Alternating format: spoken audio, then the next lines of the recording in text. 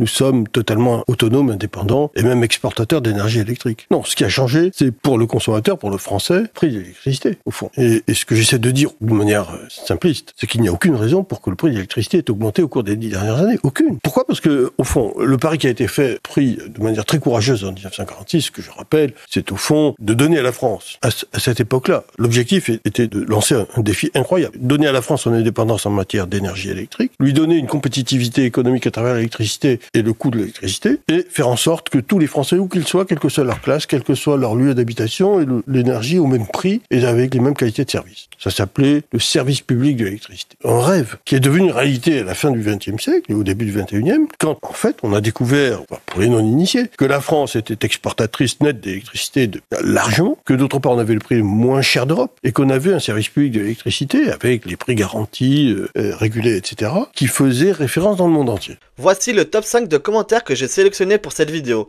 Dis-moi ce que tu en penses en commentaire.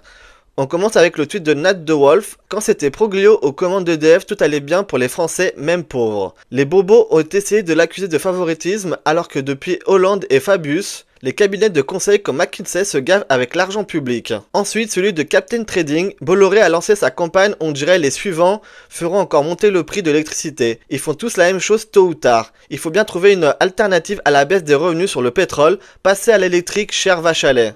Ensuite, Révilod qui vit sous le soleil thaïlandais. La raison est claire, c'est les Russes qui ont été mis à genoux par Nono la ruine.